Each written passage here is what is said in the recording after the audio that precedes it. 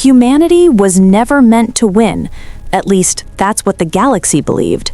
In the grand hierarchy of intelligent life, where ancient civilizations stretched across light years and wielded technologies that could bend time, collapse stars, and rewrite the very laws of physics, humans were an afterthought, a statistical anomaly, a fragile species clinging to a small blue world orbiting an average star in a quiet, unremarkable corner of the universe. They were studied briefly, cataloged as emotionally volatile, technologically primitive, and physically inefficient, and then dismissed.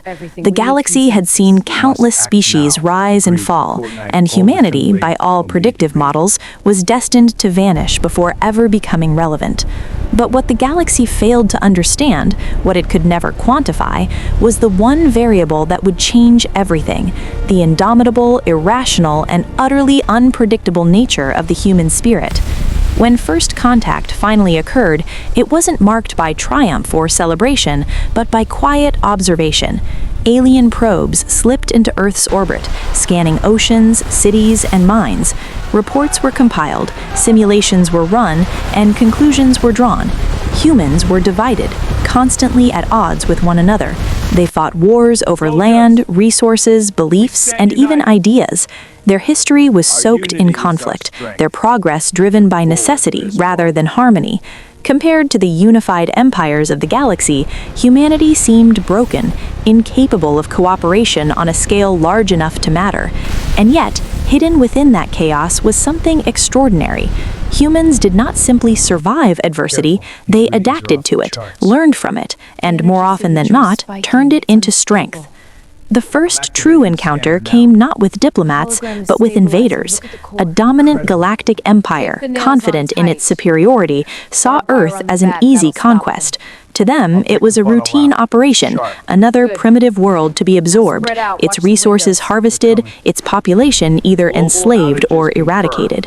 Their fleets entered the solar system with overwhelming force, expecting submission within hours. What they encountered instead was resistance. Disorganized, desperate, and technologically inferior resistance, but resistance nonetheless. Human militaries, fragmented and unprepared for extraterrestrial war, united in a way they never had before. Old rivalries were set aside. Nations that had once been enemies fought side by side. It wasn't strategy that shocked the invaders, it was defiance. The invaders destroyed satellites, crippled communication networks, and rained fire upon major cities. By every measurable standard, humanity should have collapsed within days. And yet, even as their infrastructure crumbled, humans adapted. Civilian networks transformed into communication hubs. Engineers repurposed obsolete technology into makeshift weapons. Scientists, working around the clock, began to understand alien systems not through superior knowledge, but through relentless experimentation. Humans didn't wait for perfect solutions. They acted, failed, learned, and tried again. It was inefficient, it was chaotic, and it was something the invaders had never encountered on such a scale. Weeks turned into months, and something unprecedented began to happen. The invaders, who had conquered dozens of worlds, found themselves stalled not by strength, but by unpredictability. Human tactics made no sense by galactic standards. They used outdated technology in innovative ways, exploited environmental factors others ignored, and most dangerously, they refused to surrender even when defeat was certain. Entire battalions would fight to the last person, not out of obligation, but out of a deeply ingrained belief that giving up was worse than dying. It was illogical, it was inefficient, and it was terrifying. News of Earth's resistance spread across the galaxy, at first as amusement, then as curiosity, and finally as concern. Other species began to observe more closely. How was a primitive civilization holding its ground against a superior force? Analysts revisited their models, adjusting variables, running new simulations. The results were inconsistent. unpredictable, and deeply unsettling. Humanity did not behave like any other species. They did not prioritize survival in the expected ways. They took risks that no rational species would take, sacrificed individuals for the greater good without hesitation, and most importantly, they inspired each other in ways that defied logic. As the war dragged on, something even more unexpected occurred. Humanity began to innovate at an accelerated pace. Under the pressure of extinction, their technological development surged forward by centuries. Reverse-engineered alien weapons were integrated into human arsenals.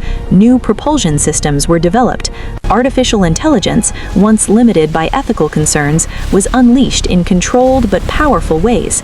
Humanity was no longer just surviving, they were evolving rapidly and relentlessly.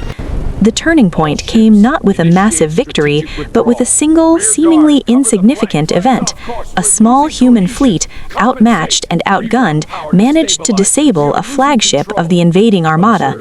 It wasn't supposed to be possible. The flagship was equipped with defenses that had never been breached, and yet, through a combination of improvisation, sacrifice, and sheer determination, the humans succeeded. They didn't destroy it, they captured it, and in doing so, they gained access to technologies and information that would change the course of the war. From that moment on, the balance began to shift. Human forces, once on the defensive, started launching counterattacks. They struck at supply lines, disrupted communications, and exploited weaknesses the invaders didn't even realize they had. The invaders, for the first time in their history, were forced to adapt, not to a superior enemy, but to an unpredictable one. And they struggled, because while their strategies were based on logic and efficiency, humanity's approach was something else entirely, a chaotic blend of intuition, emotion, and relentless persistence. Other species began to take notice, not just of humanity's resilience, but of their potential. Some offered quiet support, providing intelligence or resources. Others simply watched, waiting to see how the impossible story would unfold. And as the months turned into years, it became clear that humanity was not going to lose. They might not win in the traditional sense, but they would not be erased, and that alone was enough to change everything. The final phase of the war was unlike anything the galaxy had ever seen. It wasn't a single decisive battle, but a series of coordinated efforts across multiple fronts.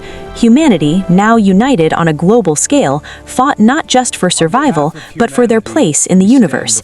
They had seen what was out there: vast empires, ancient powers, unimaginable technologies, and instead of being intimidated, they were inspired. If those civilizations could rise, so could they, and if they stood in humanity's way, they would be challenged. When the war finally ended, it wasn't with the total destruction of the invading force, but with their retreat. For the first time in their history, they chose to withdraw, not because they were defeated in the conventional sense, but because the cost of victory had become too high. Humanity was no longer an easy target. They were a wild card, a variable that could not be predicted or controlled, and in a galaxy built on certainty, that made them dangerous. In the aftermath, the galaxy was forced to reevaluate everything it thought it knew. Humanity, once dismissed as insignificant, had proven that strength was not just a matter of technology or unity, but of will. They had shown that a species could be flawed, divided, and still rise to face overwhelming odds. They had redefined what it meant to be powerful.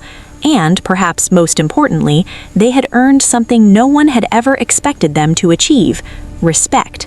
Humanity entered the galactic stage not as conquerors, but as survivors, battle-tested, innovative, and fiercely independent. They formed alliances, shared knowledge, and continued to grow, but they never forgot the lesson that had defined their rise, that the greatest strength they possessed was not their technology or their numbers or even their intelligence. It was their refusal to give up. Because in a universe where everything could be calculated, predicted, and controlled, humanity remained the one exception, the species that should have lost but didn't, the underdog that defied every expectation, the last species anyone expected to win, and the one that did.